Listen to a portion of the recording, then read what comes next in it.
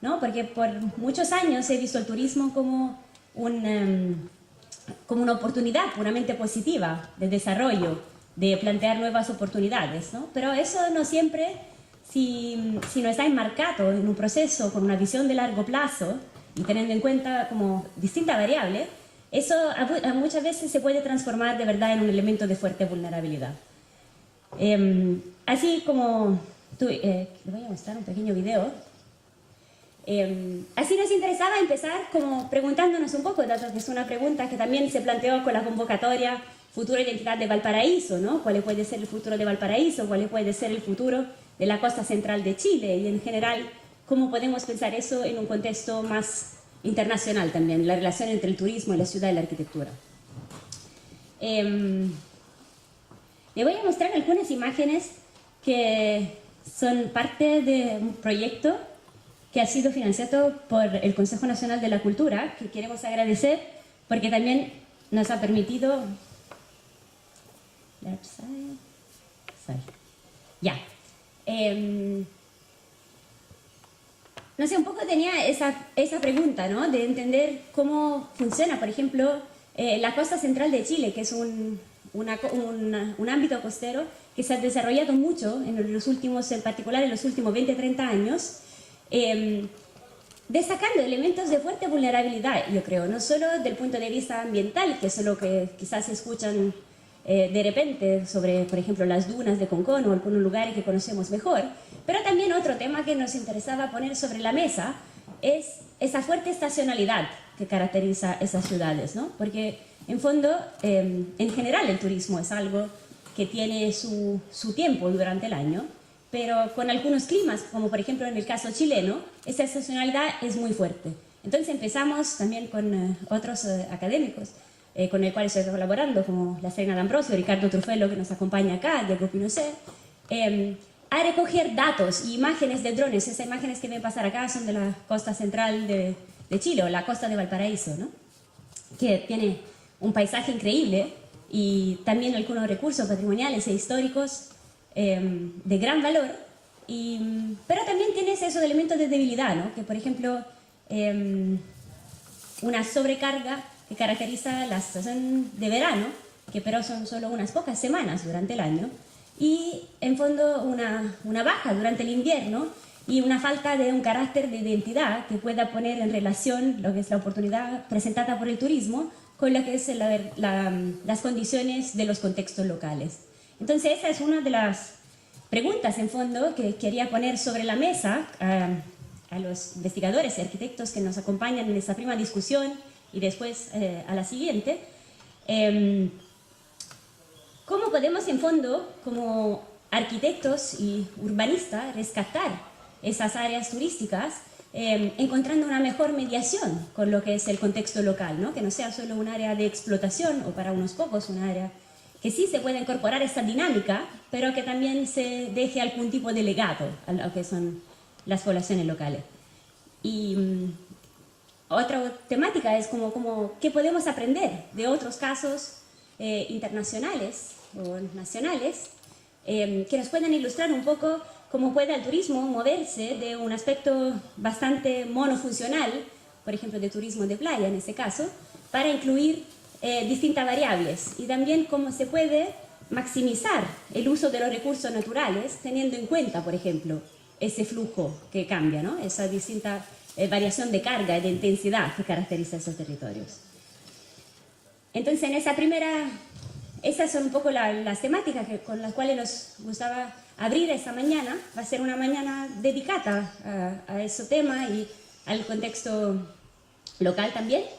En esa primera mesa nos acompañan la profesora Macarena Cortés, la cual ha liderado varios proyectos de investigación sobre la arquitectura moderna de Chile y también en particular sobre el desarrollo de Viña del Mar.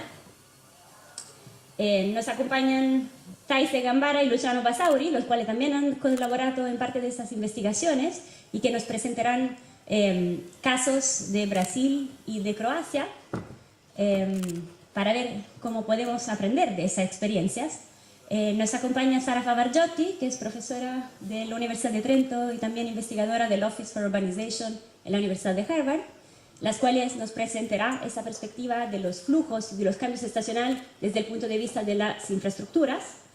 Y Ricardo Trufello, que es también profesor de Geografía, el director del Observatorio de Ciudades de la Católica, que nos podrá ilustrar también algunas perspectivas desde un punto de vista geográfico, ¿no? Que es lo que lo caracteriza. Y a seguir, como a las 11:30, vamos a tener en vez como visiones, como más propositivas, por los arquitectos Manuel Gausa, que ha publicado muchísimos libros, uno de los referentes internacionales más conocidos en tema de ciudad y costa. Mose Ricci, también arquitecto italiano, que tiene muchísimos planos súper interesantes y proyectos desarrollados en Italia y otros países del Mediterráneo.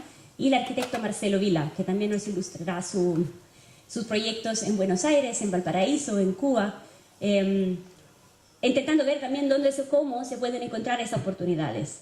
Y finalmente a las 2:30 vamos a ver los resultados de la convocatoria del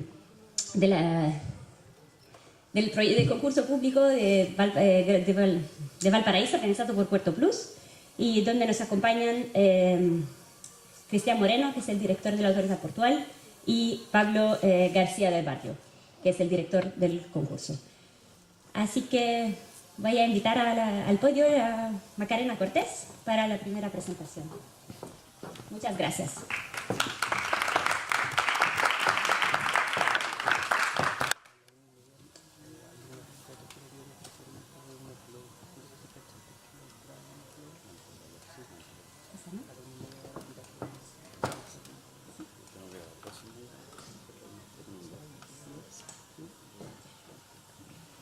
Bueno, buenas tardes, o sea, buenos días. Estamos súper temprano, día domingo, muchas gracias por venir.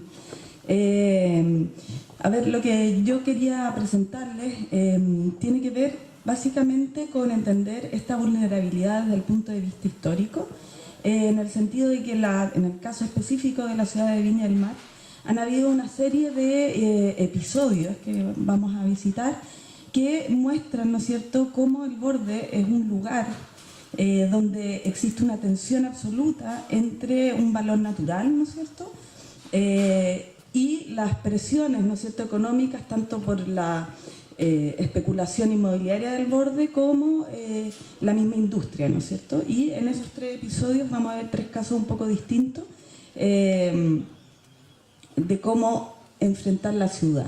Ahí tenemos la ciudad de Viña del Mar hacia los años 60. Y esta es una ciudad que de alguna manera no ha logrado configurar su borde como un borde unitario y continuo.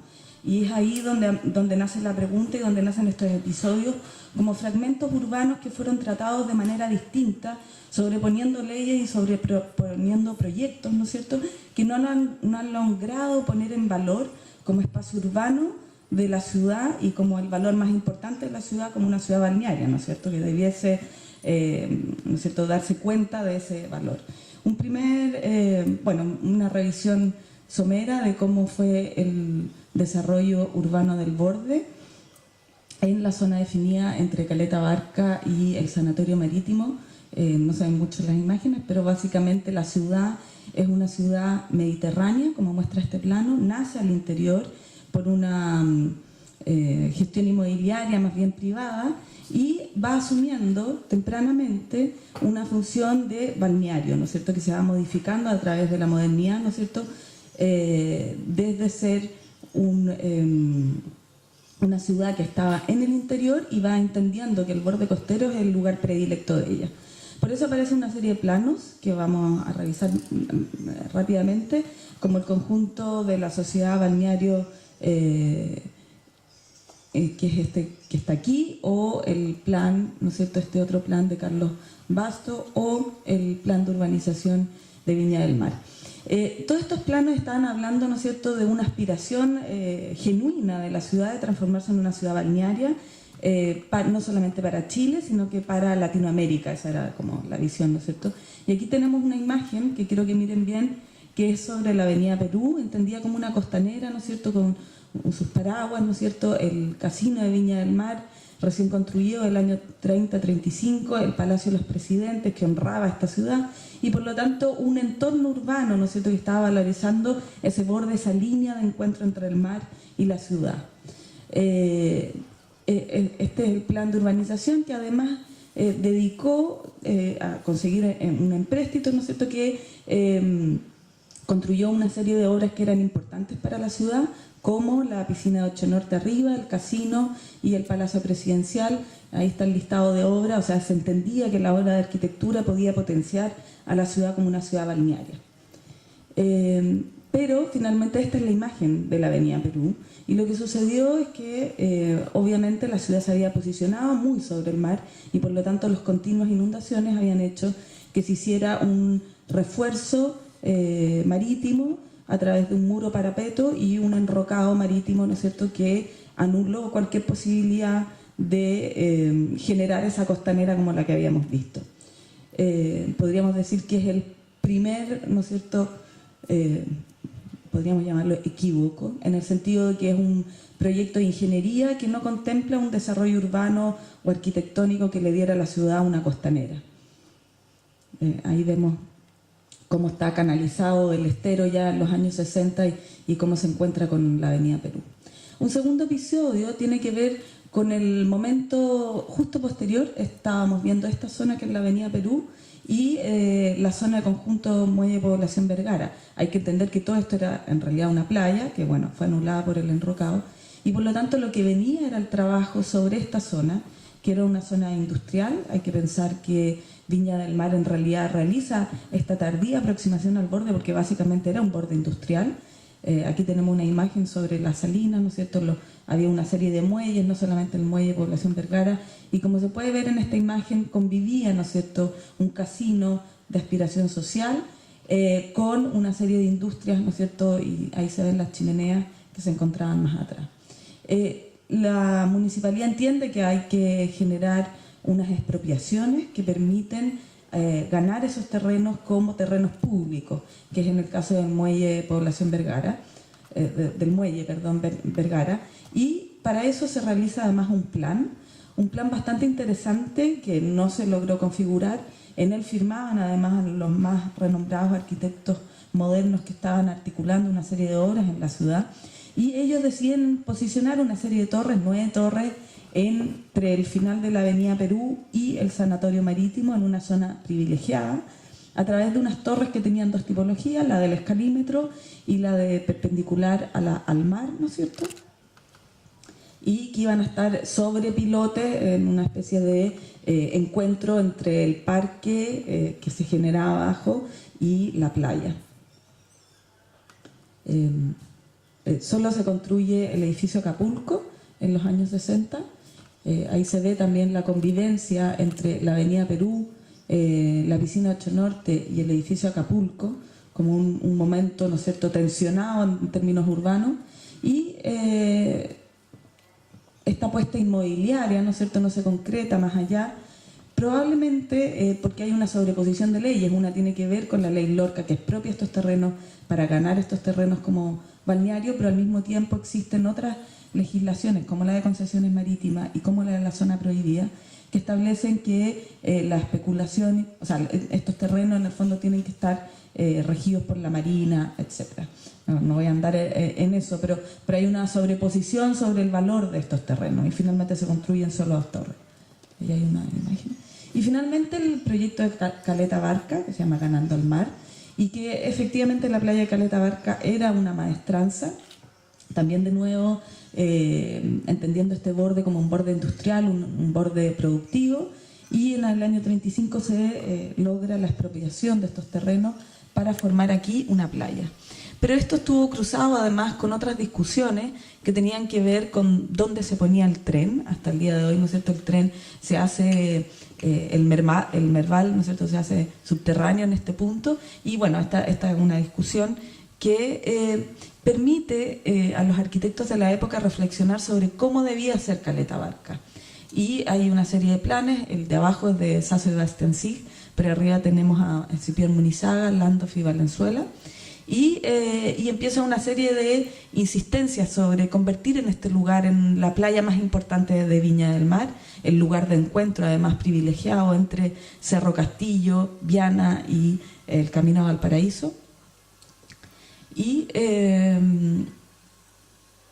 estoy tratando de ir rápido, empieza, ¿no es cierto?, un largo momento, ¿no es cierto?, entre los años 30 y 60 que realmente se logra construir el balneario de Caleta Barca, donde convive, ¿no es cierto?, un muelle que existía en el lugar, que era parte de la maestranza, y la configuración del Hotel Miramar como una de las obras emblemáticas que logra construirse en la Puntilla y que se establece como un hotel, ¿no es cierto?, que le venía a aportar con el tema programático a la ciudad. Ahí tenemos otra imagen de el demolido Hotel Miramar.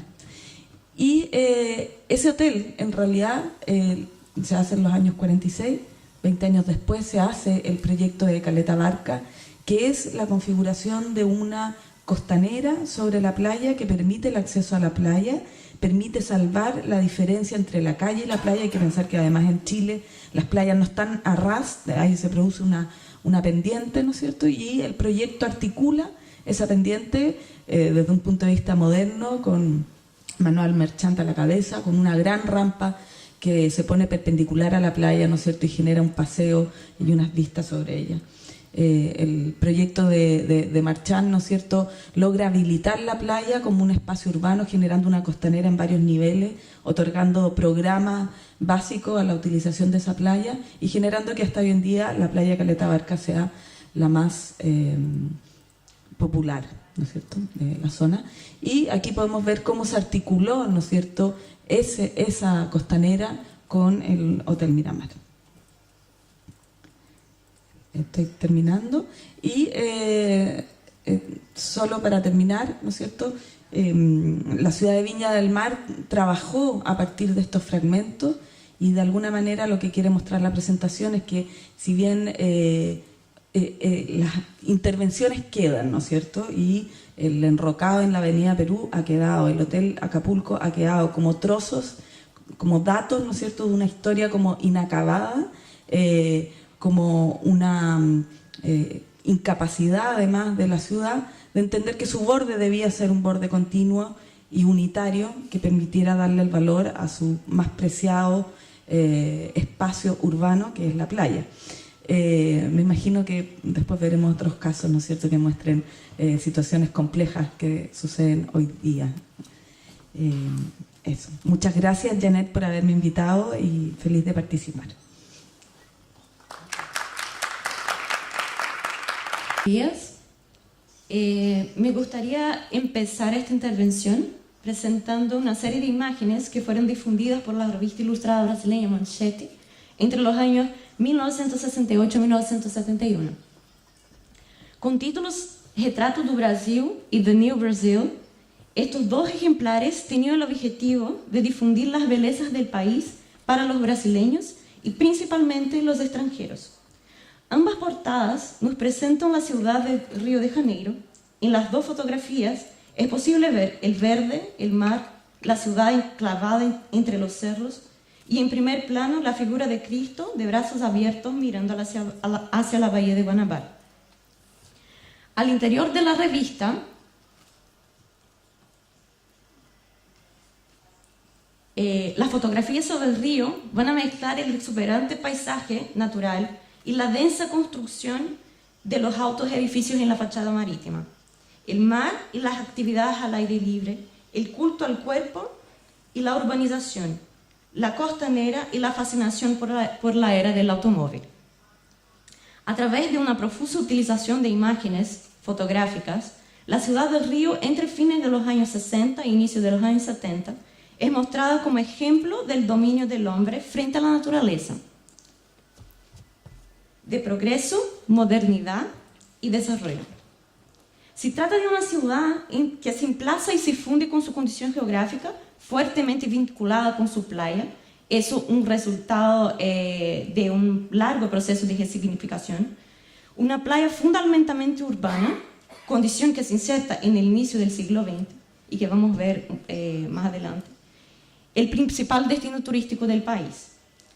Pero más allá de lo ilustrado por esta revista, estas imágenes aquí presentadas nos invitan a pensar una serie de cuestiones relacionadas a la ciudad, a las transformaciones territoriales y paisajísticas asumidas por esta ciudad, a partir de la valorización del borde costero como un lugar de ocio y turismo, y la incorporación de este en el territorio, de este territorio a su tejido urbano en el siglo XX. A través de una profusa difusión de imágenes, construye una idea de ciudad a partir de la costa y nos hace pensar que si hoy la costa es un lugar privilegiado para el destino de vacaciones, del ocio y de la residencia permanente y temporaria, es porque hubo un proyecto modernizador de la sociedad urbana que fue constituido a partir de los fenómenos del ocio, del turismo y construido en cierta medida a través de la difusión de estas imágenes.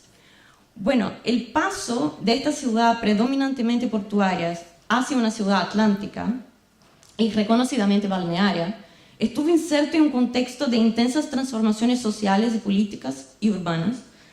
Tal proceso parte de un proyecto de construcción de una identidad nacional en donde la playa se torna símbolo para la restauración y la imagen que se quería proyectar del país.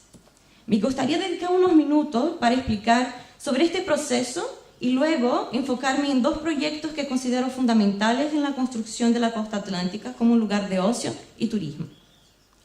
Como colonia portuguesa, en los primeros años, la ciudad del Río dependía del puerto y de las fortificaciones que protegían la bahía contra los invasores franceses y holandeses. Así que la ciudad se emplaza en el interior de la bahía de Guanabara. En el siglo XIX, los baños de aguas de mar comenzaron a ser valorizados y como una técnica terapéutica contra todo tipo de enfermedades. Y hacia el final del siglo XIX, un nuevo tipo de desarrollo a lo largo de la costa comenzó a responder al potencial de la ciudad como un centro de salud y baño. Sin embargo, en este mismo periodo, Río también quedó conocido por sus terribles condiciones urbanas insalubres que fomentaban enfermedades mortales, por lo que los barcos a menudo se negaban a anclar en su puerto. Y los inversores internacionales comenzaron a volverse hacia Buenos Aires, su principal competidor en la época. Sumados estos dos factores, una serie de reformas urbanas vendrían a transformar por completo el centro de la ciudad y ayudar en el proceso de expansión hacia Botafogo y Flamengo, y posteriormente Copacabana, Ipanema y Leblon, como una alternativa al trazado existente en el centro. En este sentido, es de fundamental importancia la remodelación urbana promovida por el alcalde Pereira Passos entre los años de 1902 y 1906. La ciudad experimentaría impresionantes y extensos programas de obras públicas, proyectos de embellecimiento y programas de salud pública. El extenso programa de reformas urbanas incluyó la transformación de Río en una elegante ciudad de la Belle Époque. Se trazaron avenidas tipo Haussmann sobre las antiguas morfologías del centro, y los rellenos que utilizaban la tierra de los cerros en el centro de la ciudad cambiaron sustancialmente el perfil de la ciudad. Un modelo de expansión que sería ampliamente utilizado a lo largo de su historia, cambiando fuertemente su morfología y construyendo artificialmente su paisaje.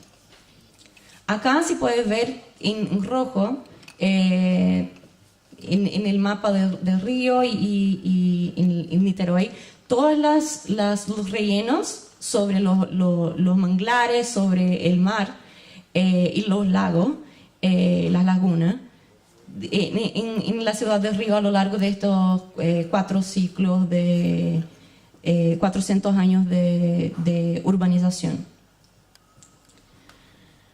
A lo largo de la bahía hacia el sur se construyeron túneles, plazas, bulevares como la avenida Beira-Mar y el paseo marítimo de Copacabana con el diseño en forma de ola que quedaría conocido internacionalmente, sobre áreas recuperadas que abrieron el camino a las élites y, por supuesto, para la expansión del mercado inmobiliario. Con la modernidad, la ubicación residencial en la ciudad se convirtió en símbolo de estatus social y estilo de vida. y los mejores barrios fueron sucesivamente impulsados en dirección a las playas del sur. De esta forma, Flamengo, Botafogo y Urca, y algunos años más tarde, Leme, Copacabana, Ipanema y Leblon, fueron ocupados por las élites, cuyas hermosas casas urbanas fueron ubicadas primero a lo largo del paseo marítimo y luego a lo largo de las principales arterias y líneas de tranvía que durante el siglo XIX y XX van abriendo camino a la urbanización. El primer proyecto que me gustaría presentarles es el proyecto de relleno y urbanización del barrio Urca, área ubicada en la base del Cerro Pan de Azúcar, un hecho paradigmático de cómo esta ciudad va construyendo su propia morfología y con repetidos rellenos va cambiando sus playas de lugar y avanzando mar adentro. Este proceso se inicia en 1908 con el relleno extraído de las tierras del Pan de Azúcar, en donde para instalar la exposición nacional de aquel mismo año se crea una playa artificial, la playa Vermelha, conectando el Pan de Azúcar a la ciudad. El área de 182.000 metros cuadrados, situada entre el mar y la montaña, ofrecía un aspecto pintoresco y ya apuntaba a la valorización de la playa como espacio de ocio y turismo. De esta forma, un nuevo centro de urbanización había sido creado. Entonces, algunos años más tarde, en 1922, nuevos rellenos hidráulicos fueron construidos en el área, en el borde del macizo de piedra, por una empresa privada llamada Urbanización Carioca, que además va a ejercer un papel de agente inmobiliario en el barrio. Entre los emprendimientos más importantes está la construcción del Hotel Balneario Urca, un proyecto realizado por los arquitectos Arquimedes Memoria y Francisco Coche, que fue inaugurado en 1927. Emplazado en la orilla de la playa, el edificio tenía 36 departamentos, 12 baños y 5 estacionamientos, además de 40 casetas de baño junto a la playa. En 1933, el hotel se convierte en uno de los más importantes casinos de la ciudad, el Casino Balneario de Urca, que después de la prohibición de los juegos en Brasil en los años 40, da lugar a la emisora de televisión Tupi. Disculpa. En el año 1988, el edificio es decretado monumento histórico juntamente con el barrio, que también recibe una declaración de zona de preservación cultural. Y después de un largo periodo de abandono y deterioro, y en medio a muchas discusiones y polémicas sobre qué tipo de uso debería tener este edificio, él pasa por una restauración para albergar al Instituto Europeo de Design. Lo que tiene de singular esta operación es que la introducción de una práctica de ocupación del mar a través de una edificación privada. Esta operación fue muy importante porque estableció una forma de crecimiento para el sur, para el mar, es decir, se creó un modelo cuyos frutos son los barrios de Copacabana, Ipanema, Leblon y Barrio de la Tijuca. Un segundo proyecto que también me gustaría comentar, y sin duda mucho más conocido, es el proyecto urbano de la Avenida Atlántica en Copacabana durante los años 70. Un bulevar de doble calzada de 80 metros de anchura, construido para evitar los intensos movimientos de circulación vehicular generado por la creciente densidad demográfica enfrentada por el barrio en los años 40 y 50, y el gran flujo de turistas que a cada año llegaba a este lugar. Tal construcción, realizada 10 años después de que Brasilia fuera construida y de que Río dejara de ser capital del país, fue posibilitada a partir de una compleja operación de terraplén hidráulico que a partir de esta solución triplicó el área de arena destinada a los bañistas, haciendo posible además una construcción de una importante solución de aguas residuales. El proyecto quedó a cargo del arquitecto y paisajista Burle Marx, que intervino en la icónica imagen de la costanera, elaborando un nuevo diseño de la calle. La intervención utiliza el empedrado de mosaico portugués, mantiene el dibujo en formas de ola en la vereda más próxima de la playa, más cercana a la playa, y crea una composición distinta a las otras dos veredas. La nueva composición enmarcará el paisaje de la playa y junto con la densa fachada marítima, producto de la voracidad inmobiliaria de los años 40 y 50, se tornarán la nueva imagen de la cultura de la playa.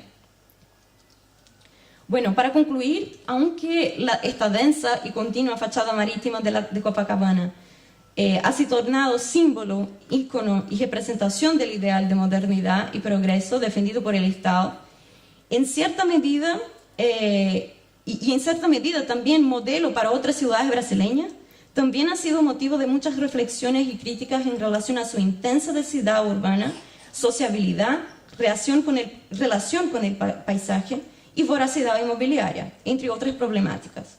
Además, si bien esta construcción, la construcción de este imaginario sobre la cultura de la playa carioca sea lineal, la trayectoria de estas prácticas urbanas que moldearon esta ciudad es intermitente.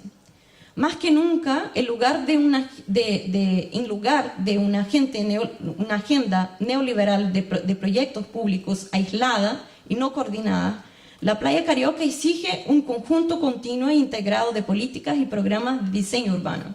La playa del Río debe parar de ser vista como una construcción natural de los folletos turísticos y postales para ser entendida como un área estratégica para el desarrollo de la ciudad, donde existe una relación directa entre las prácticas políticas y las formas urbanas resultantes y además su representación social. Bueno, muchas gracias.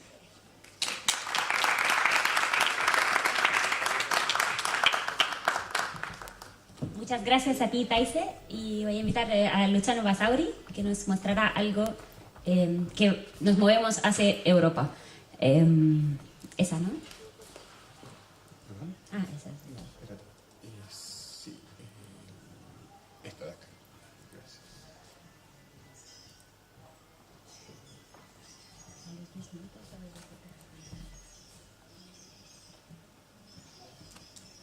Bueno, un gusto estar aquí, gracias por la invitación. Y yo les voy a, más bien, hacer una presentación en base a un relato con algunas notas, algunas conclusiones al final. Y para eso preparé un texto que voy a leerles para hacer un uso más eficiente del tiempo.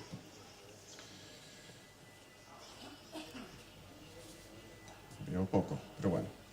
La ponencia trata el proceso de consolidación del turismo de masas en el litoral yugoslavo entre 1950 y 1990.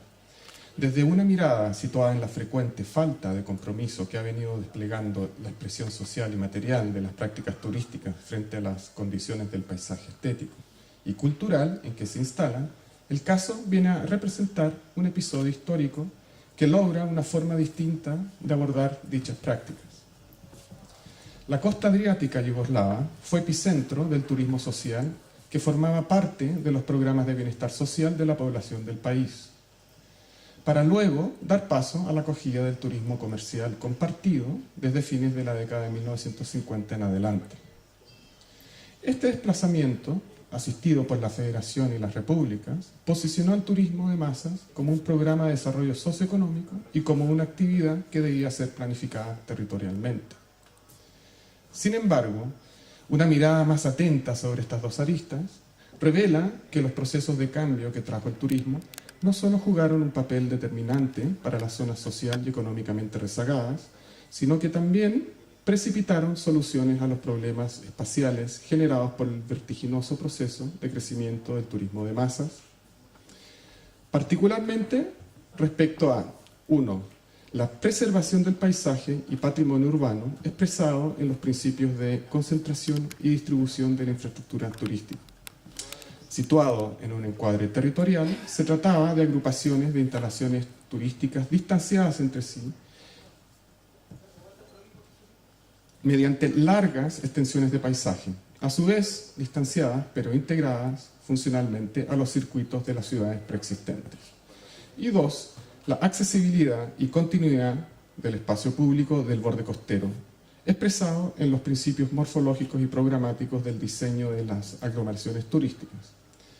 Situado en un encuadre urbano arquitectónico, se trataba entonces de la liberación de la primera línea del mar, despliegue de terrazas y costaneras, de enlace entre los nuevos entornos turísticos con las ciudades y poblados circundantes, e incorporación de repertorios de servicios y actividades interiores y exteriores dirigidos a acoger la población turista y comunidad local.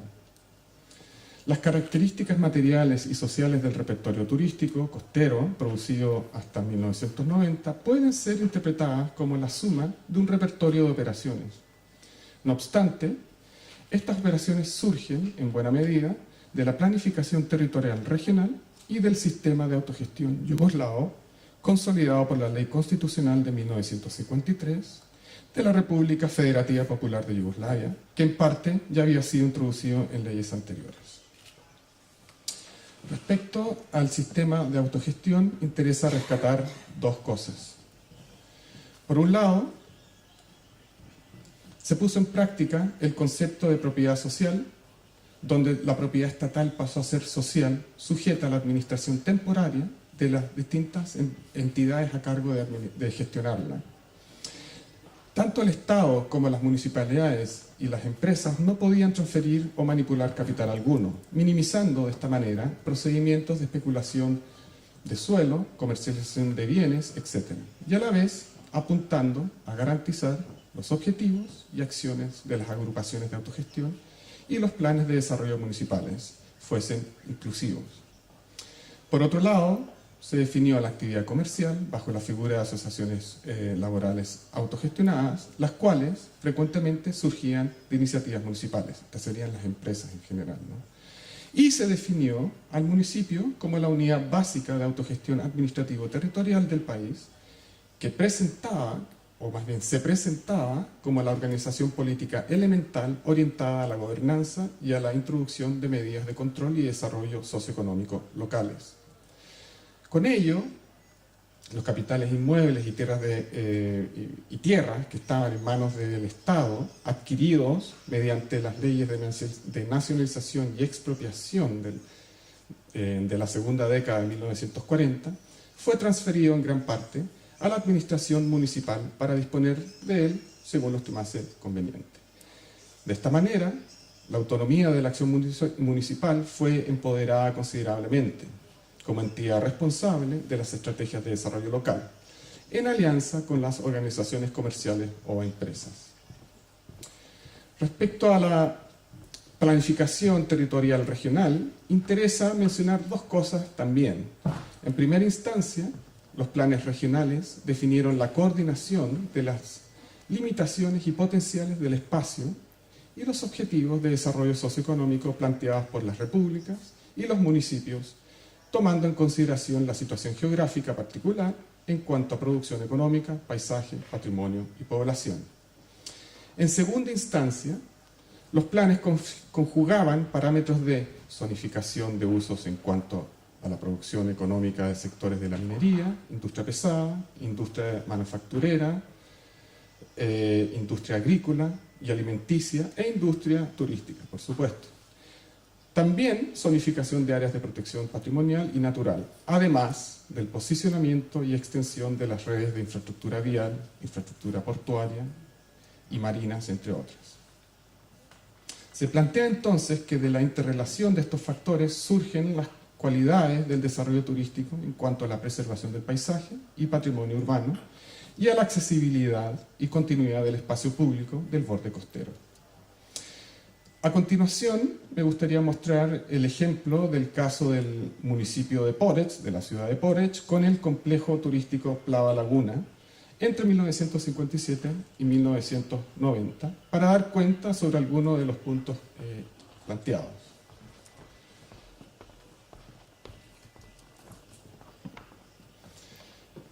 El complejo se llevó a cabo por la empresa del mismo nombre, la cual fue fundada por el municipio de Poreč en 1957 como una de las empresas o una de las primeras organizaciones comerciales especializadas en turismo. Pero como tantas otras empresas importantes para el municipio, Plava Laguna integró otras actividades productivas del territorio municipal. En este caso, el sector agropecuario, industria alimenticia y comercio, implementando así los criterios recomendados por el Plan de Desarrollo Socioeconómico y Territorial de la región de Istria de 1967, el cual propuso el desarrollo de la industria del turismo como la principal actividad para el litoral de Porridge, pero junto a otras, como las mencionadas, para diversificar sus prospectos de crecimiento y evitar a la vez una dependencia excesiva en el turismo. Aquí vemos cómo era Porridge y sus alrededores antes del plan mencionado, con grandes extensiones dedicadas al cultivo de olivas y producción vitivinícola en los extramuros de la ciudad. También podemos ver parte de su patrimonio, ¿cierto?, urbano. Y aquí vemos el litoral de Porridge según el plano de zonificación del Plan Regional de Istria de 1967, donde se muestra la ciudad antigua en el círculo rojo, la zona urbana, bueno, no se ve mucho, pero me disculpo, la zona urbana de uso mixto en gris claro, la zona turística en negro, el área destinada a la agricultura y protección del paisaje en líneas verticales y los bosques en gris oscuro. Y aquí se muestra la elaboración de la zonificación turística del plan con el dimensionamiento de la capacidad de carga de alojamiento expresado en número de camas y tipologías de alojamiento. Como podemos ver, estipulaba un total de 12.000 camas distribuidas en 1 y 2 pisos con un 16% de camas destinadas al camping. El cálculo, y esto yo creo que es importante, se basaba en la cantidad de metros lineales de la costa para el baño, en este caso 6.700 metros lineales, cifra que se multiplicaba por un promedio de 1.7 bañistas por metro lineal, y luego se multiplicaba este resultado por un factor de personas bañándose simultáneamente, ¿cierto?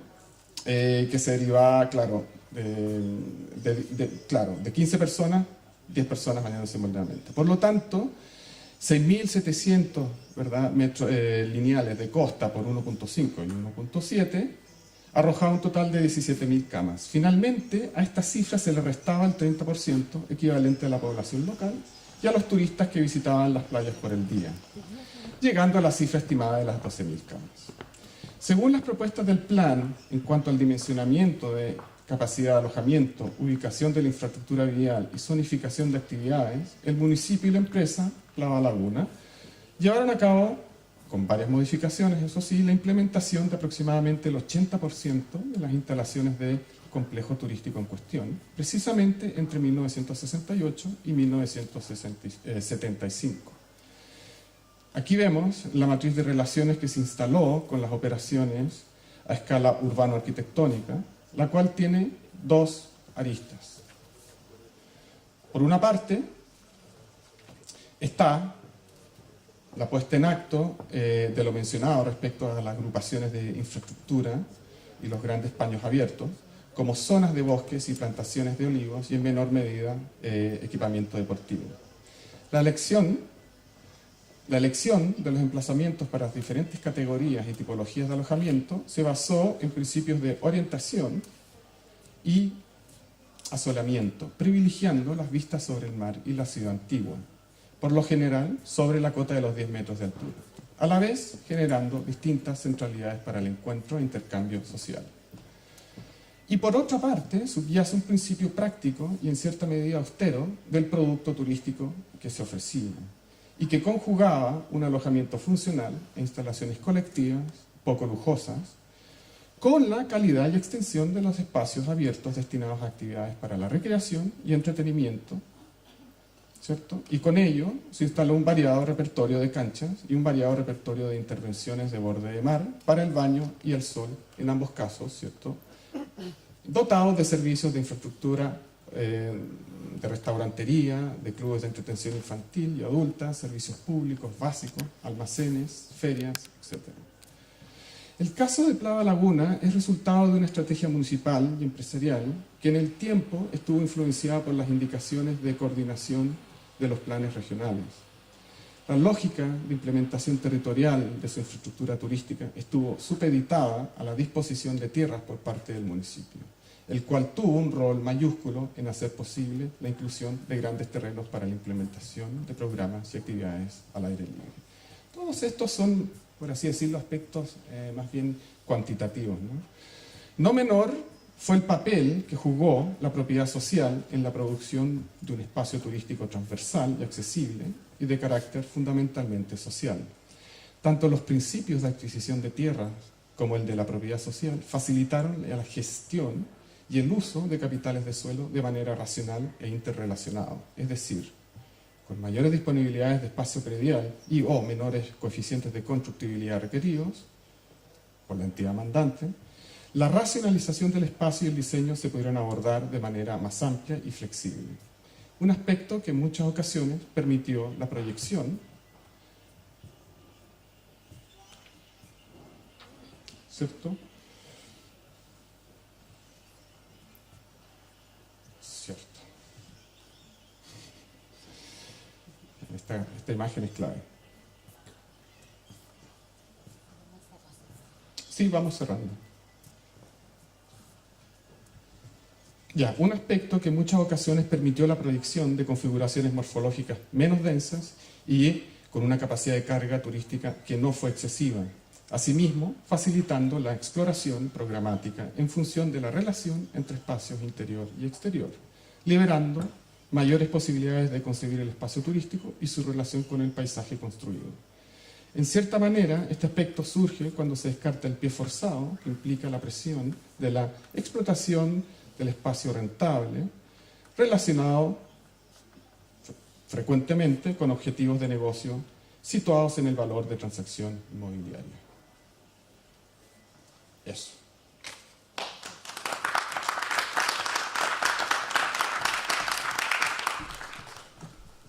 Muchas gracias, Luciano, estupendas las imágenes y también como ha sido súper interesante destacar un poco el rol también que el espacio público y la planificación pueden jugar en mitigar esos elementos de vulnerabilidad. Dejo la palabra a Sara Favargiotti, que nos llega al contemporáneo y al tema de las infraestructuras. Sí, muchas gracias, Jeanette Sordi, por la invitación y muchas gracias a todos los curadores de este fantástico evento que han planeado aquí, que es muy fundamental nosotros por este tiempo en general, ¿no? para nuestras prácticas, pero también para nuestra, digamos, para la formación de nuevas generaciones y para la ciudad en general. Intentaré en esta breve charla, las imágenes irán por su cuenta y de alguna manera vendrán a contar un poco las mismas cosas que mis palabras intentarán focalizar. Y el tema, como planeado, como anunciado, es el tema de la relación entre infraestructuras y turismo, de alguna manera, este tema de turismo medio tiempo también. Y si por un lado tenemos claro como la geografía de las aglomeraciones urbanas en más o menos los últimos 50 años ha evidenciado como por la velocidad de desarrollo de las conexiones infraestructurales, algunos territorios se han fortalecido y otros se han marginalizado más. Este proceso ha afectado seguramente muchos espacios físicos y territoriales, así como muchos estilos de vida de las personas. Y estaban pero construidos en los últimos años, en las últimas décadas, sobre la idea que la sola presencia de una infraestructura creaba desarrollo en el territorio. De hecho, se ha visto crecer siempre más un fenómeno de expansiones de nuevas infraestructuras. Y en Europa, por ejemplo, estaciones ferroviarias, autovías, expansiones de puertos o aeropuertos, nuevos aeropuertos, han sido construyéndose en un tiempo muy corto y muchas veces sin una real necesidades de estas infraestructuras y sobre todo sin una real planificación estratégica.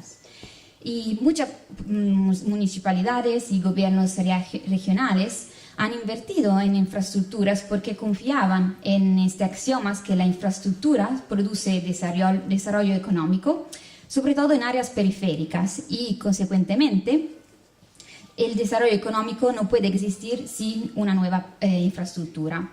Hoy, más que en los últimos 10 años, este proceso no es unitariamente válido y, por lo contrario, nos encontramos enfrente a una grande cantidad de infraestructuras obsoletas que necesitan un nuevo futuro. Entonces tenemos como un poco reenfocar, remitizar el mito, readaptar este mito de las infraestructuras. Y los aeropuertos son la tipología infraestructurales que entre todas ejemplifican este proceso en manera más significativa, dado sobre todo por el hecho que el crecimiento del transporte aéreo fue muy largo y debido a la expansión de las ciudades, muchos aeropuertos se han ido más marginales o se han vuelto obsoletos en tiempo mucho más prematuros que otras infraestructuras. Estas infraestructuras más de otras han sido afectadas por esta evolución tan fuerte de las dinámicas. Y por otro lado, también tenemos territorios llenos de infraestructuras, de aeropuertos, de superficie de vuelo, que han sido construidas sin ninguna razón y que ven utilizadas, como aquí en el caso de España, solo por un tiempo muy corto, ¿no? del año. Por esto, porque muchas veces es conectado con temas del turismo o de un consumo, digamos, temporáneo. Entonces, el hecho está ahora como están buscando estas estructuras que ya existen en el territorio, buscando una diferenciación de actividades en el tiempo. Entonces, en el marco de esta discusión sobre la vulnerabilidad y el turismo regional, este tema de los aeropuertos en particular, a lo largo de la costa mediterránea, por ejemplo, pero no solo, es seguramente un tema impostergable porque tiene efectos en el territorio, un efecto físico y material, un efecto medioambiental y un efecto socioeconómico. El efecto físico material, porque veremos cómo hemos construido muchas cosas, elementos materiales que han consumado suelo y ahora la loro presencia es como una especie de artefactos, de residuos que no están utilizados y afectan y consuman un territorio que ha sido comprometido. Y de hecho el efecto medioambiental está estrictamente conectado porque son áreas que muchas veces han sido creadas destruyendo ecosistemas naturales que ahora no existen más, y entonces, pero pueden ser como lo que menos se reutilizan puede ser destruido como reserva por la ciudad por una nueva variedad de uso.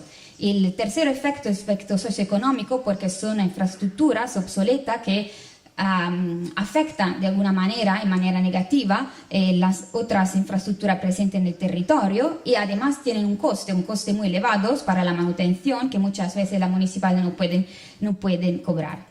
Y entonces esto nos ayuda a concebirla y reinterpretar la idea del aeropuerto no solo como infraestructura de transporte, sino como lugares de regeneración urbana y de recupero de un paisaje. Y los escenarios que se eligen son entonces, por un lado, un turismo estacional de nuevos paisajes productivos, cuando una infraestructura, mucho ejemplo como hemos visto en esta imagen, no sé si ahora van a empezar otra vez, a lo mejor una otra vuelta, bueno, no sé cómo se puede empezar otra vez. Bueno, por un lado, este tema que muestran cómo estos lugares pueden volver a la ciudad y una vez que estas infraestructuras han... no sé, a lo mejor empieza otra vez. Y como a volver a la ciudad y a la naturaleza con nuevos lugares para vivir, como una vez que este siglo de vida de la infraestructura se ha acabado, pueden ser transformados en nuevos parques o nuevos recuperándose de hecho algunos ecosistemas naturales que se han destruido o utilizando estas vastas áreas para la producción de nuevas energías o de nuevos materiales urbanos, pero también de recreación social también. Por otro lado, el turismo estacional está conectado con infraestructura como esta en España, en Cataluña, infraestructura a medio tiempo, ¿no? Que se enfoca sobre esto, los aeropuertos en espera, donde lo que es más importante ahora focalizar entre la diversificación y integrando la oferta que la sola infraestructura de transporte no puede suplir, ¿no? Entonces proponiendo un utilizo múltiplo, también distinto por diversas partes del año.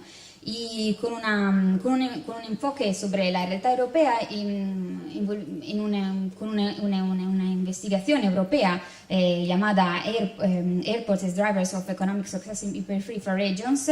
Enfocamos este tema y esta concepción entre 3 casos europeos, en Finlandia, Italia y en Grecia, en la Grecia occidental, ofreciendo alternativas, escenarios alternativos para que de alguna manera iban a estresar esta idea de utilizo temporáneo de los aeropuertos. En particular, la Grecia ofreció 3 ejemplos en distintos casos que fueron como desarrollados juntos con la municipalidad, un desarrollo estratégico para el reenfoque de estos 3 pequeños aeropuertos, en Action, Andravida y Araxos.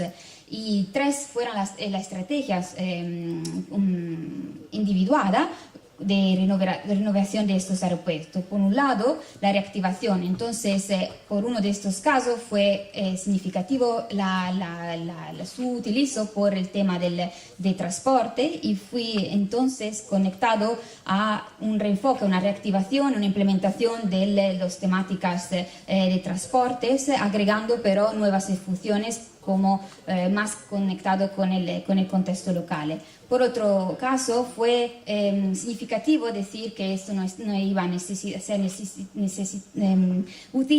utilizado por el tema del transporte único, y entonces era mejor como el abandono seguro de la superficie de las actividades al fin de transformarlo en un parque temático, un parque natural, por un tema más recreativo. Y el tercer caso fue lo que se confió más en un utilizo en 2 tiempos, entonces como un tiempo más conectado con el tema del transporte de avión, sobre todo conectado con el tema de verano, y el otro con otras actividades relacionadas con empresas, infraestructuras y actividades locales. Y entonces, para concluir, al final de esta pequeña charla, de la reflexión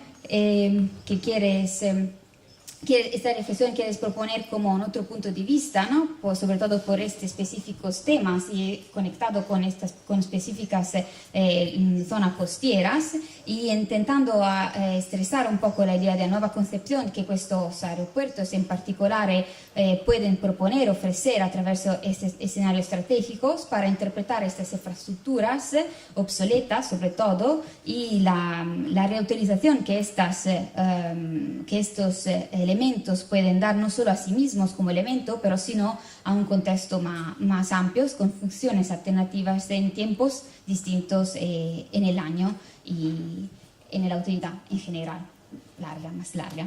Bueno, gracias.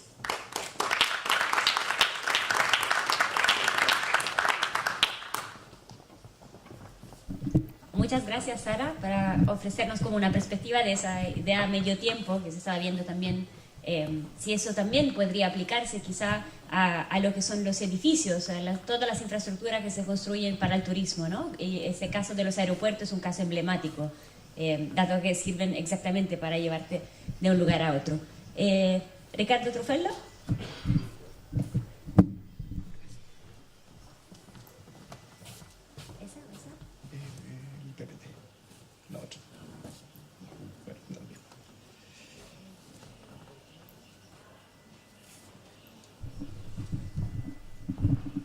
Bien, primero gracias, Janet, por la invitación.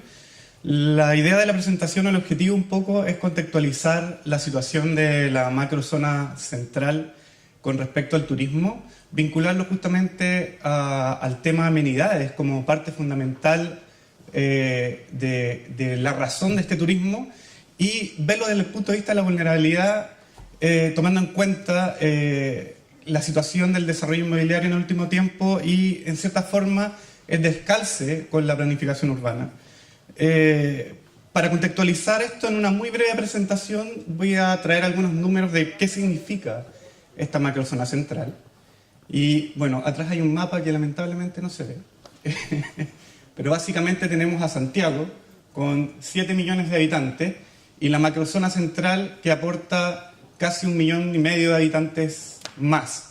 Ya tenemos el centro en el Gran Valparaíso con 1.050.000 habitantes, el clúster del litoral norte con 41.000, ¿ya? El clúster del litoral sur que tiene 136.000 habitantes y además ciertas localidades más al interior que en el fondo también funcionan como tributarias a este turismo durante el fin de semana, de manera más recurrente incluso en algunas ocasiones que Santiago.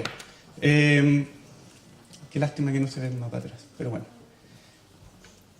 Las cifras que aparecen aquí tienen que ver justamente con los porcentajes de segunda vivienda que nosotros podemos tomar en consideración a partir de estadísticas como el censo o el precenso, que nos dan cuenta un poquito de cuáles son los sitios que atraen población y cuáles son los sitios en el fondo que proveen de población a medio tiempo, por decirlo de alguna manera, durante parte importante del año. Y lo que tenemos es que el clúster norte, aproximadamente el 60% de las viviendas corresponden, me refiero al clúster norte, es Cachagua, Zapallar, Maitencillo, el 60% de las viviendas en el fondo son aportadas, en este caso son de segunda vivienda. Y en el clúster sur, en la zona de Algarrobo, Cartagena, San Antonio, Santo Domingo, tenemos entre un 78 y un 58%. Mientras tanto, el Gran Valparaíso funciona no exactamente como un atractor en cuanto a porcentaje, pero dado que es un 17 o un 20% de casi 1 millón de habitantes, se transforma finalmente también en un clúster súper importante que aporta un montón de población, ¿ya? Me detengo en rojo en ese 44% que no se ve exactamente qué es ahí, pero corresponde, aparte del clúster litoral norte, con el tema de Quinteros. Quinteros, durante parte importante de la mitad del siglo pasado, se configuró como un balneario súper importante. Y hoy día no lo es. No lo es principalmente por el tema de vulnerabilidad que estamos hablando. Hoy solo Quinteros, de pasar a ser en forma una localidad con un porcentaje muy alto de segunda vivienda, ha ido decayendo en el tiempo y eso tiene que ver justamente con la localización de una actividad industrial, particularmente el caso de Ventana, que lo deja en una posición súper complicada con respecto a la situación de la contaminación, por ejemplo, y que finalmente nos da cuenta, de forma a lo mejor un poco exagerada, de lo que podría eventualmente suceder si no consideramos una planificación estratégica en conjunto con las amenidades que nosotros tratamos de relevar como parte importante del turismo y, digamos, el desarrollo económico de toda esta zona. Particularmente, ¿qué significa esto en cifras? Esto es un poquito en rojo, aparece, digamos, la población que se suma en los periodos de verano y en los periodos de fin de semana largo en las distintas localidades. Y en el caso del clúster norte, podemos ver que es casi el doble de la población residente, que es un dato no menor, ¿ya? Y esto tiene consecuencias súper importantes al momento de analizar esto. Este mapa espero que se vea un poco más. No mucho. Lo que hay aquí es básicamente una modelación probabilística de flujo a partir de datos del precenso y del Servicio de Impuestos Internos, que nos permite tener básicamente más o menos cuál es la cantidad de población. Esta probabilidad es una sumatoria básicamente entre la segunda vivienda, la vivienda que también funciona como hotel o en el fondo directamente vinculada al turismo, y multiplicado esto por una probabilidad de atracción relativa a la zona del clúster correspondiente y distribuido en este caso en el decil superior, bajo la lógica de que nosotros tenemos un parte importante, digamos, de atracción en un escenario de máxima carga, ¿ya? Y lo que vemos ahí son, en las líneas más oscuras, flujos de automóviles desde la capital de alrededor de 70.000, 80.000 vehículos en los escenarios más fuertes, que se van distribuyendo a lo largo de las distintas playas de este litoral, que prácticamente hoy día funciona como una conurbación funcional, ¿ya? ¿Qué en el fondo genera esto desde el punto de vista más bien como el esquema de la problematización? Básicamente tenemos un límite urbano que en algún momento se libera, que radica en un desarrollo inmobiliario acelerado de segunda vivienda. Y después, cuando en el fondo se trata de configurar el tema de la planificación, tenemos instrumentos de planificación territorial que en general son muy débiles y que en cierta forma ayudan más al privado, ¿ya?, que a la visión de la población que nosotros, que la visión de la población que en el fondo se quiere generar a partir de lo local, ¿ya? Esto en conjunto con un policentrismo funcional de una zona que en el fondo reúne más del 50% de la población de Chile, más en el fondo el tema de las amenidades y el turismo como tal, genera en el fondo este desarrollo inmobiliario que hoy en día tiene a esta zona en algunas partes con varios problemas, ¿ya? Los problemas son principalmente el deterioro de las amenidades, que en el fondo son base de este turismo, por la vulnerabilidad ambiental que se va generando, ¿ya? Hoy en día hay zonas como por ejemplo en Papudo, en donde se está construyendo encima de los humedales, ¿ya?, en el fondo con un riesgo ecológico súper importante. Zonas como Maitencillo, en donde en el verano el agua no es suficiente y hay que importarla para poder en el fondo tener un desarrollo normal del turismo, y un colapso importante desde el punto de vista funcional urbano, ¿ya? Esto funciona, como les dije, en el fondo como una gran conurbación y por lo tanto los desplazamientos no se dan solamente como los mostré yo en el mapa anterior, sino que además durante las épocas de verano entre las distintas playas, generando grandes tacos. Este fin de semana es un ejemplo de eso particularmente, ¿ya? Y finalmente esto va generando conflictos importantes, pero en este conflicto está la oportunidad, ¿ya? Este conflicto que se ha dado principalmente entre la población residente y el desarrollo inmobiliario más acelerado genera que justamente esta población funcione como un gestor del territorio. Y en la medida que nosotros podamos imbricar esto con los instrumentos de planificación bajo una estructura de planificación estratégica, es decir, poder vincular los planes reguladores con los planes de desarrollo comunal y hacer que esto funcione de manera coordinada y no, en el fondo, en un desfase temporal súper importante que no responde al desarrollo inmobiliario y que en el fondo deja de lado al turismo muchas veces como parte importante de la matriz económica, vamos a poder ir mejorando este panorama. Y tiene mucho que ver con cómo vamos a ir planteando y qué queremos como parte importante de esto. Para finalizar, en el fondo tenemos que calzar estas necesidades desde el punto de vista de la planificación estratégica, relevar los reclamos de la población residente y, en el fondo, coordinar los instrumentos de planificación entre sí. Es súper importante que consideremos a la población como un gestor territorial más. No podemos dejarlo de lado en este tipo de planificación estratégica. De lo contrario, en el fondo, no vamos a estar relevando la visión que tiene el poblador con respecto al territorio.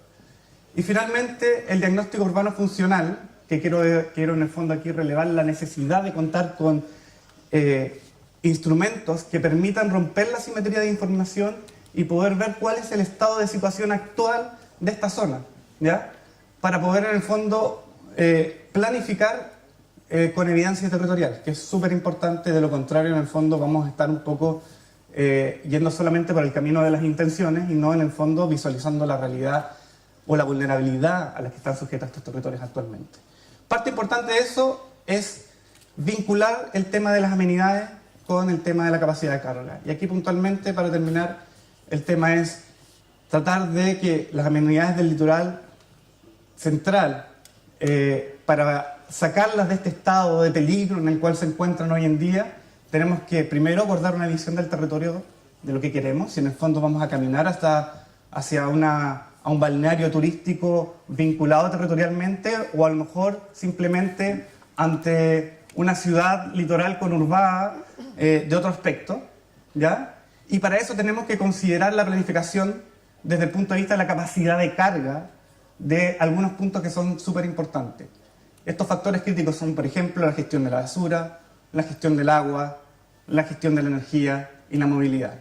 No podemos planificar una conurbación territorial de más de 1,5 millones de habitantes sin considerar estos temas, porque en el fondo se nos va a caer lo que necesitamos. Y finalmente, el turismo debe y puede ser la actividad económica local, pero debe ser parte de una planificación no como una cápita más, no como un capítulo separado, sino como parte de este esquema funcional mucho más complejo, y esto es una simplificación nada más,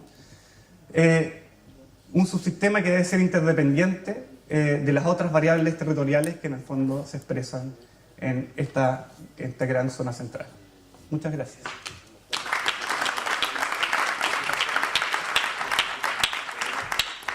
Muchas gracias, Ricardo, para ofrecernos como una mirada más comprensiva sobre la costa central. Tenemos unos 15 minutos para cerrar esa discusión antes de empezar con el próximo panel. Quería invitar a los ponentistas de la mañana a sentarse y dejar la palabra a Pablo Rodríguez, asesor urbano de Viña del Mar, que nos va a dejar con algunos comentarios como conclusivo de esa sesión.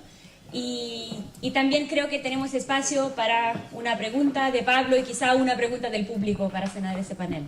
Muchas gracias. Muchas gracias.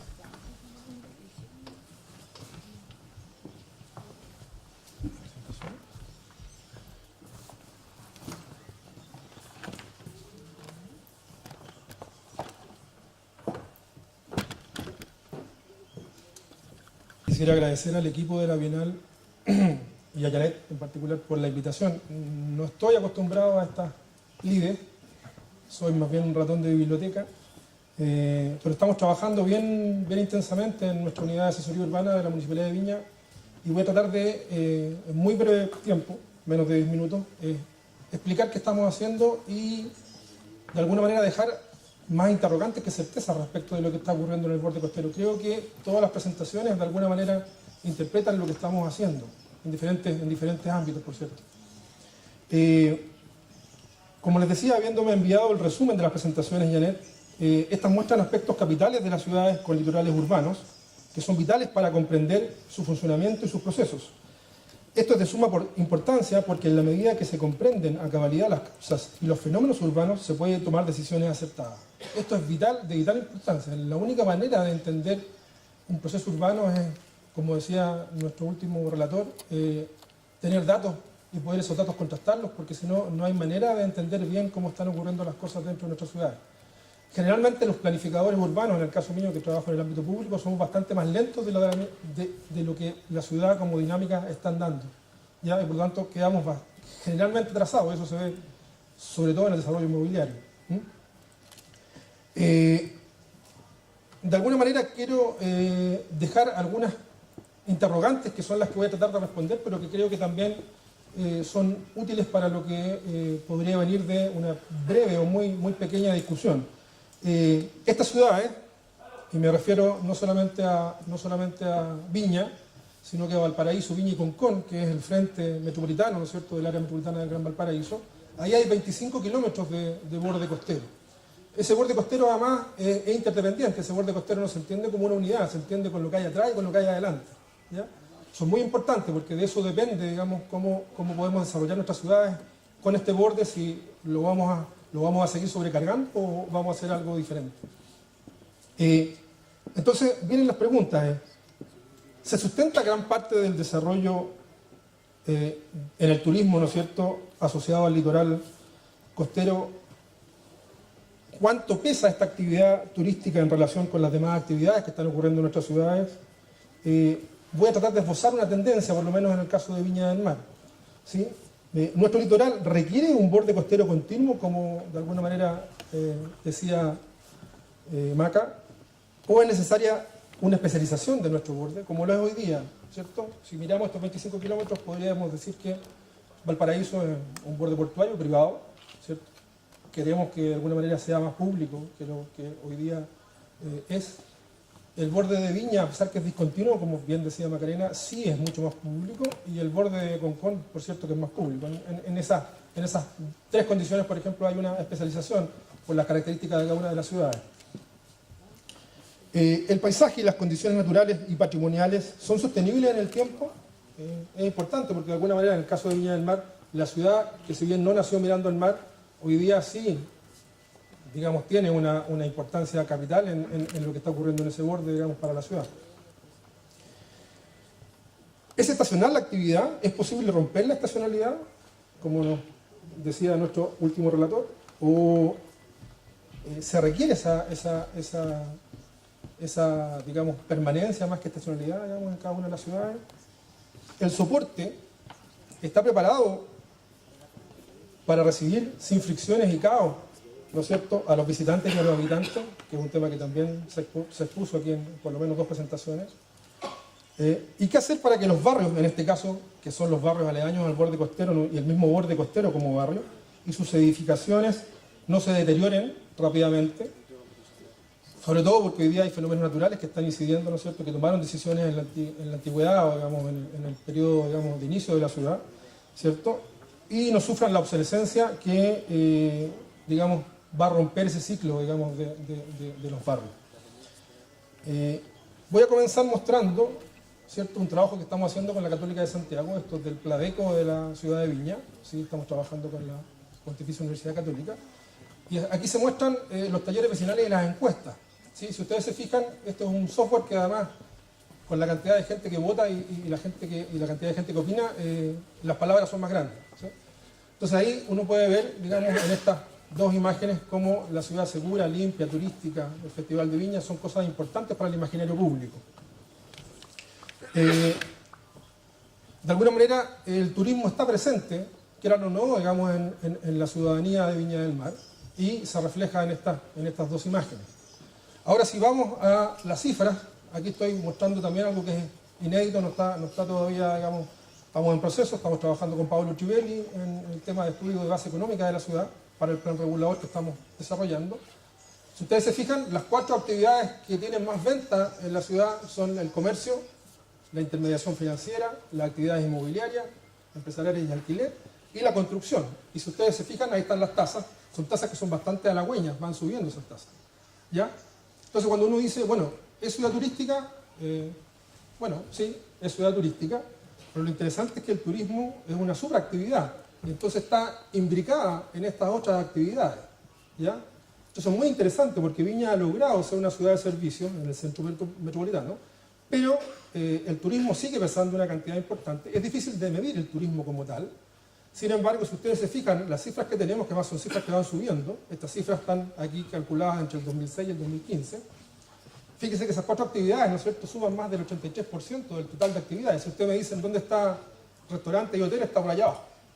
No aparece en esta cifra, ¿ya? Pero es importante porque de alguna manera el turismo está hoy día diversificado en la ciudad, y eso es interesante porque la ciudad tiene si bien está sobrecargado el borde, y ahí vamos a mostrar qué estamos haciendo, pero sin embargo esa diversificación, tiene una consecuencia bien interesante, que de alguna manera hace que la ciudad también viva de otras cosas, y no solamente del turismo, y esa diversificación le pone competitividad a la ciudad respecto de otras, y eso es bien importante. Ahora, en los orígenes de la ciudad, voy a seguir mostrando, si ustedes se fijan aquí, por rubro también, construcción, actividades inmobiliarias y comercio también están al alza, digamos, y son las que se llevan, digamos, el gran peso. Aquí aparece Administración Pública y Fuerzas Armadas, por cierto, digamos, en el número de trabajadores, pero eso es porque está la municipalidad con 1.500 funcionarios y las Fuerzas Armadas con otros 1.500 funcionarios. Entonces, claro que tienen, pero ese es más estable, digamos. Pero lo demás sigue al alza, de alguna manera, en coincidencia con lo que nombraba recién. Y aquí hay un número de empresas, ¿no es cierto?, por contribuyentes en la área metropolitana. Si ustedes se fijan, Viña tiene más del 50% de las empresas que contribuyen en el área metropolitana. El otro 50% se lo reparte Valparaíso, y después Villa Alemana y Concón. Entonces también esto habla de esa diversificación y de cómo el turismo, en el fondo, ha permeado todas las demás actividades, ¿ya? Y eso es bien importante, sobre todo para, como les decía, que las ciudades puedan tener una competitividad que les distinga de otras ciudades en temas de ventajas competitivas y comparativas. Ahora bien, nosotros lo que hemos estado haciendo hoy día, y un poco ahí tratando de responder lo que decía Macarena, es volver aún más público el borde que tenemos. Si bien es cierto que el borde tiene todavía retazos de áreas que no son accesibles y que lo vuelven por tanto discontinuo, hemos tratado de, por un lado, o por una parte, seguir con la política que de alguna manera viene desde el origen de hacer este borde público. Ahí Macarena explicaba, ¿no es cierto?, la ley Lorca, que es una ley de expropiaciones, ¿cierto? Para eso se pidieron unos empréstitos al mismo gobierno central. de tal manera de expropiar este borde y hacerlo público. Eso se ha continuado por lo menos en esta administración, pero además estamos trabajando hoy día en tener bordes interiores de mejor calidad, que particularmente el Parque Sausalito y el Parque Quinta de Cara, de tal manera de sacarle carga a este borde público y tener algunas alternativas en la ciudad que no sean solamente el borde costero.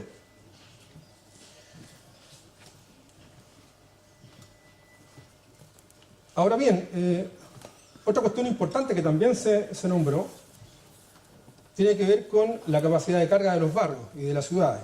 Esto se refiere a cuánto puede, ¿no es cierto?, acoger la ciudad, principalmente la infraestructura.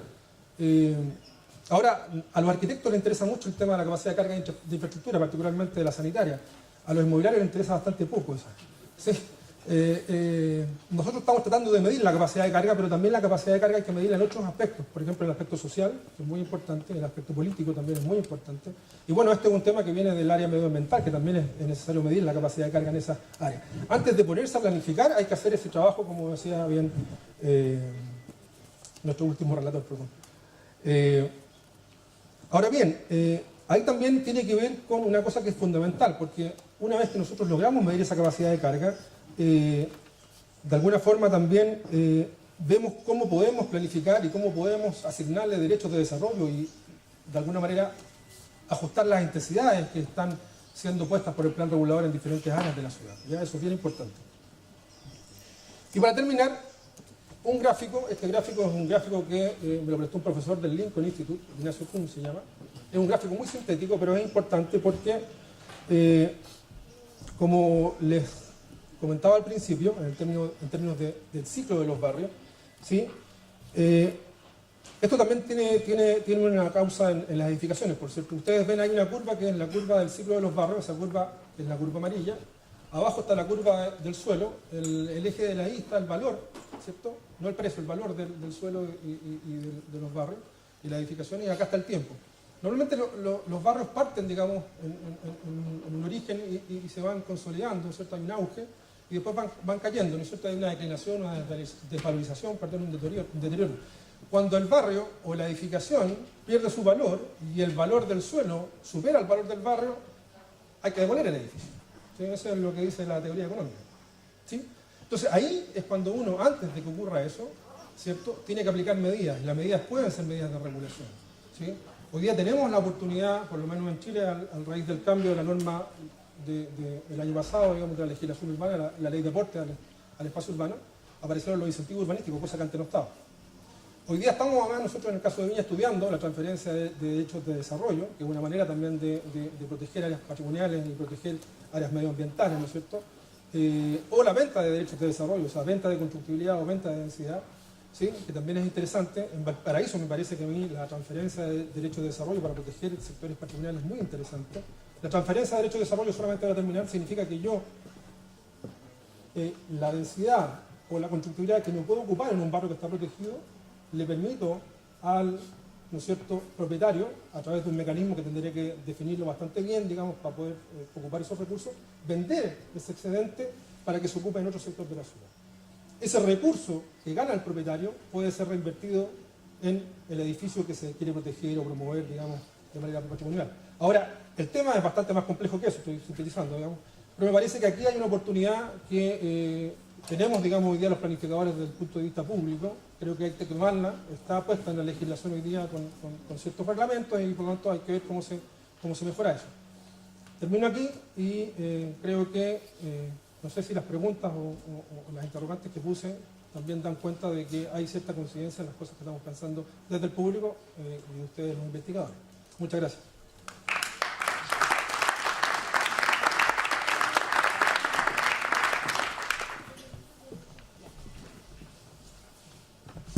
Muchas gracias, Pablo. Muchas gracias a nuestro ponencista. Mientras que se está reconfigurando el espacio allá para la otra charla, quería saber si además de las cuestiones que puso sobre la mesa Pablo, mostrando el caso específico también de Viña del Mar, si alguien del público tiene alguna pregunta o algunos comentarios sobre lo que puede ser en fondo la visión también a largo plazo, ¿no?, para el turismo costero en particular. ¿No? Ok, entonces voy quizá a traducir la palabra de Pablo en una pregunta quizá para tener como recoger algunas ideas.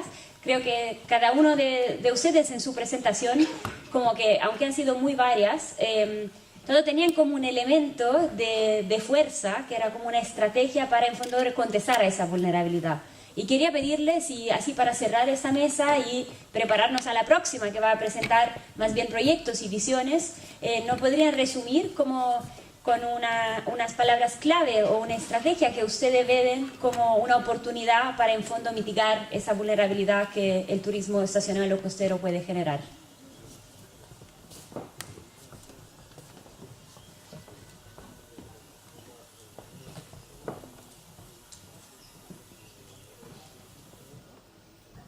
¿Funciona?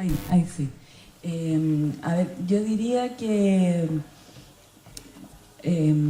Viña del Mar es una ciudad muy compleja, ¿no es cierto? Y efectivamente el turismo es una de las tantas actividades y probablemente no es la más importante y no es una urgencia tampoco, porque probablemente hacia atrás haya muchas más urgencias sociales, ¿no es cierto? Tengo entendido que es así. Y por lo tanto, pero lo que yo creo que no hay que perder de vista, ¿no es cierto?, es que la ciudad tiene un plus urbano de ser un frente costero.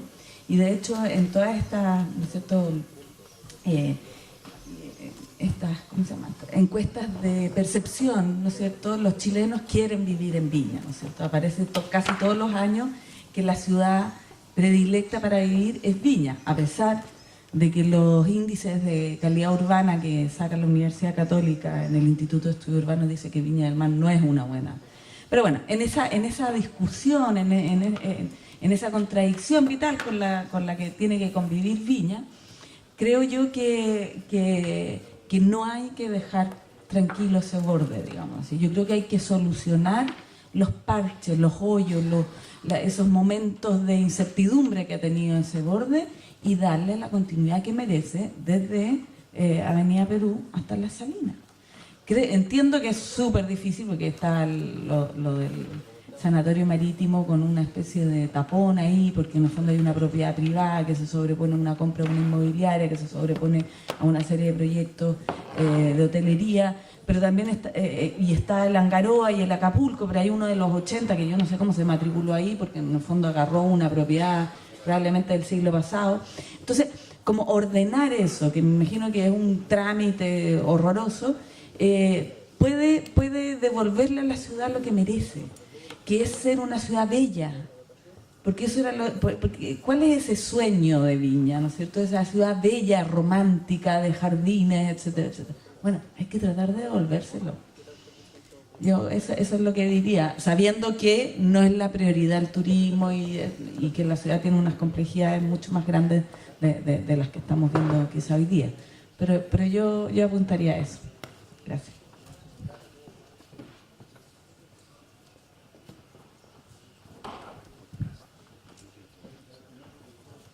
Buena pregunta. Yo siempre, o más bien hace un rato que ya tengo la idea de que el turismo es solamente una caja de resonancia de problemas que tienen que ver con gobernanza, ¿verdad? Que tiene que ver con la planificación y el control urbano. Podemos entender que el borde costero es un espacio público y entonces hay que tratarlo como tal. Y así, ¿no?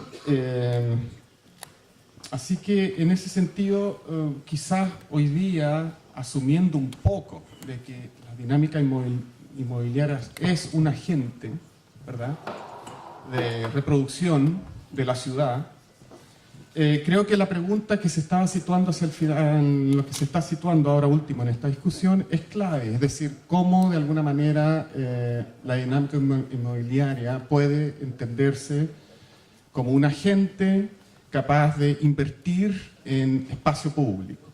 El espacio público, hasta cierto punto, está ligado a lógicas de consumo, pero no siempre va a estar ligado a lógicas de consumo. En ese sentido, no es fácil calzar los tiempos de los que se hablaba, ¿no?, de lo que significa la gestión de la municipalidad, las actualizaciones de la normativa, de los planes reguladores, para ir siguiendo el paso de de una actividad que es muy, muy dinámica y que es a ratos perversa, a mi juicio.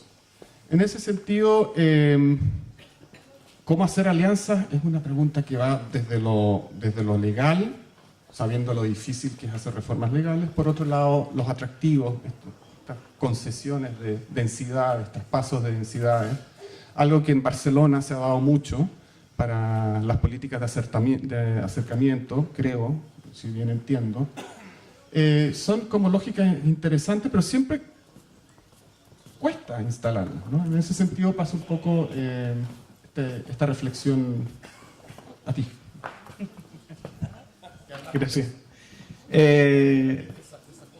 Sí, yo creo que el tema puntual es tratar de entender que Viña, Valparaíso, etcétera, están insertos en un área metropolitana, y eso no hay que olvidarlo. Y como área metropolitana, en el fondo empiezan a tener los problemas de una gran conurbación urbana que va generando deseconomías importantes en el territorio y que no podemos dejarlas de lado. Hoy en día, quizás desde el punto de vista de la gobernanza, no es ajeno la problemática que tienen áreas metropolitanas como Santiago a lo que está pasando aquí. Y en ese sentido, instrumentos de planificación y eventuales figuras como alcalde mayor u otras instancias son súper importantes, porque no podemos, en el fondo, seguir planificando de manera parcelada con los distintos acervos de cada uno de los lugares, sin tener una mirada también del área funcional. Porque finalmente esta macrozona central funciona de esa manera. Hoy día parte importante de los flujos que se dan entre las distintas ciudades tienen que ver no solamente con la actividad turística, sino que también con la actividad diaria de trabajo. Hay mucha gente que viaja diariamente entre las distintas ciudades que componen esta conurbación. Entonces, desde ese punto de vista hay que tratar de entender y volver a este punto quizá de la evidencia territorial y del diagnóstico urbano como una herramienta que en el fondo nos puede proveer de datos o de evidencia territorial específica, no solamente para el planificador, no solamente para los gobiernos locales o para este eventual gobierno metropolitano, sino que también para la gente.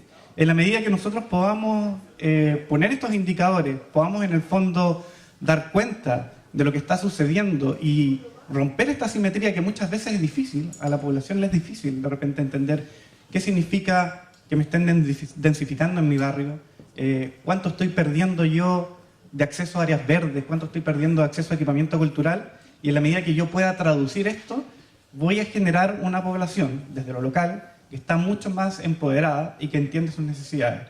Y esto sin subestimar lo que en el fondo ellos ya entienden que les está sucediendo en ese ámbito. Yo creo que en ese sentido la participación, que es un tema súper cliché y que a veces está un poco mirado en menos, es necesaria. Es necesario entender que la población tiene que convertirse en un gestor territorial, a la par, en el fondo, con la velocidad y con la fuerza, en el fondo, que se va generando este desarrollo inmobiliario, porque si no, simplemente este desarrollo va a pasar por encima de las necesidades de todos y se va, en el fondo, a configurar esto y se va, en el fondo, a ir replicando esta deseconomía urbana en un ámbito un poco más, todavía más, en el fondo, mayor, con una amenaza mucho mayor ante una zona que evidentemente tiene una vulnerabilidades súper importantes y que necesitamos recuperar para en el fondo mantener este concepto de amenidades del cual hablaba. No sé si...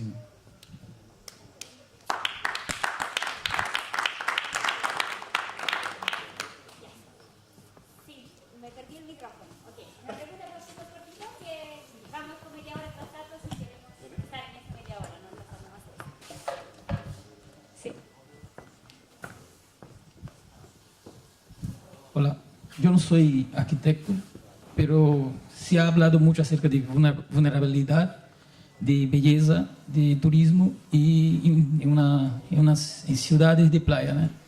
Pero yo eché de menos entre todos los expositores la vulnerabilidad del medio ambiente en todo ese crecimiento urbano y, por ejemplo, el llenado de mar, etcétera, etcétera. Y quería escuchar un poco acerca de ustedes en relación a eso, ¿no? Porque cualquier actividad de ese tipo, ella resulta en cambios drásticos en relación al medio ambiente, no solamente en regiones locales, pero en regiones un poquito más lejanas, ¿no? Yo soy biólogo, por eso que me surgió un poco ese pensamiento, esa preocupación. ¿Puedo responder? Sí, y muchas gracias para levantar el tema. Sí, yo no soy arquitecto tampoco. Soy geógrafo. Es un poco lo que mencioné en la exposición. El tema amenidades se entiende desde la vista al mar, en el fondo, hasta el valor ambiental por el cual la gente va a buscar en estos territorios la actividad turística. Pero evidentemente aquí hay un tema de presión ambiental que se va replicando en distintos ámbitos. El tema, por ejemplo, de los humedales, que en el fondo es un tema súper importante a nivel ecológico, tanto por tema flora, fauna, etc. Hoy día está en peligro porque en el fondo la regulación no ha dado cuenta de esos ámbitos y en Papúa, quizás un caso bien paradigmático, en el fondo se está construyendo encima de los humedales, ¿ya? El Cachagua ya pasó y hay otros lugares en el fondo en donde esto sigue sucediendo y evidentemente en un corto plazo quizás eso no se releva desde el punto de vista turístico o del punto de vista ambiental, pero a largo plazo es obvio que eso va a tener un impacto. Y quizás el caso de Quinteros, que es exacerbado, porque en el fondo tiene que ver con un barrio industrial que se localiza ahí y que deja un poco la embarrada tanto en el ámbito ambiental como también en el fondo social por las repercusiones ambientales que esto tiene, es el paradigma de lo que en el fondo puede suceder en estos otros lugares. Si nosotros en el fondo seguimos promoviendo esta idea de la segunda vivienda de forma acelerada, sin en el fondo tener claro que estos medio ambientes en el fondo tienen una capacidad de carga que tenemos que respetar, lo que en el fondo va a suceder es que vamos a terminar reventando estos lugares y generando que a la larga en el fondo pierdan su valor natural, perdiendo, digamos, el atractivo turístico y generando áreas que va a ser muy difíciles de recuperar.